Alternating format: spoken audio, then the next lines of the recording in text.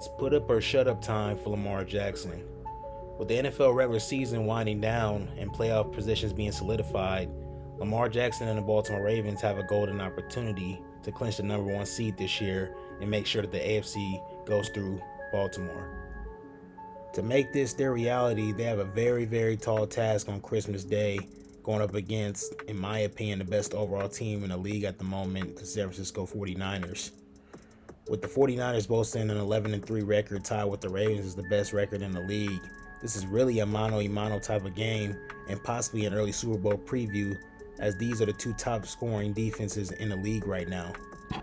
With the 49ers having a top 3 rushing defense, only allowing 89 yards per game so far this season on the ground, it's going to be really incumbent on Lamar Jackson to win from inside the pocket this game.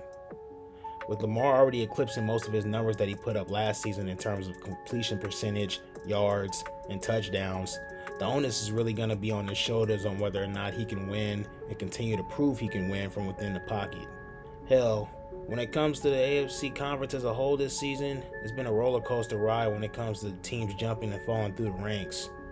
No team in the AFC conference has really distanced themselves from the pack. In fact, every team has shown one or multiple flaws this season that can spell doom come playoff time. When it comes to Baltimore this season, I think one of their main flaws is that they get too lackadaisical on offense at times, as they have had a lot of lulls in games, even in games they've won this season. And they carelessly turn the ball over too much as well. When you look at their skill position players that they have around Lamar this season, there's no real reason for them to have these offensive problems. You got a young rookie standout in Zay Flowers who's been productive all season long. This kid is very explosive when he gets the ball in open space, and he's shown to be a decent route runner as well. If things play out the way I think they'll play out, I believe he's going to go on to have some elite seasons in the future, barring he stays healthy.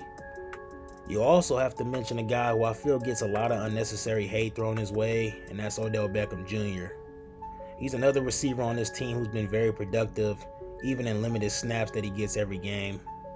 When they actually take this time to actually make him a vocal part of their offense in the past couple weeks, he shows you what he can do when he gets the ball thrown his way.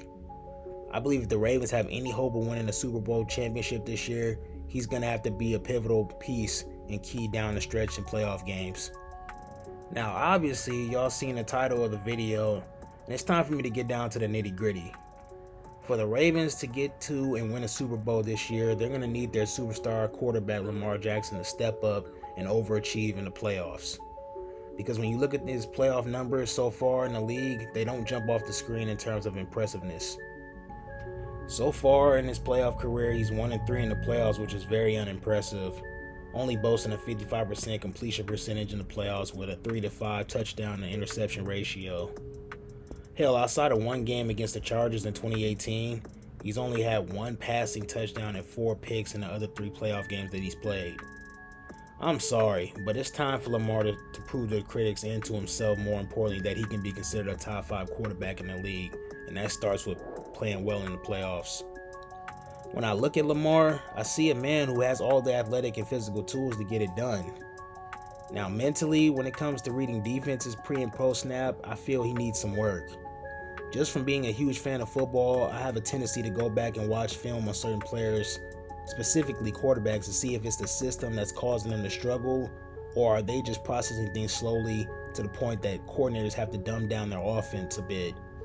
Now, before a Ravens fan comes in the comment section on the video and blows their gasket, I'm not saying that's what Lamar's issue is as a whole per se, but he does struggle at times to process what he's seeing and has a tendency to miss easy reads on simple pass plays that someone at his experience level shouldn't be missing. With the playoffs fast approaching, defensive coordinators are going to do what they've been doing to Lamar the past few seasons in the playoffs.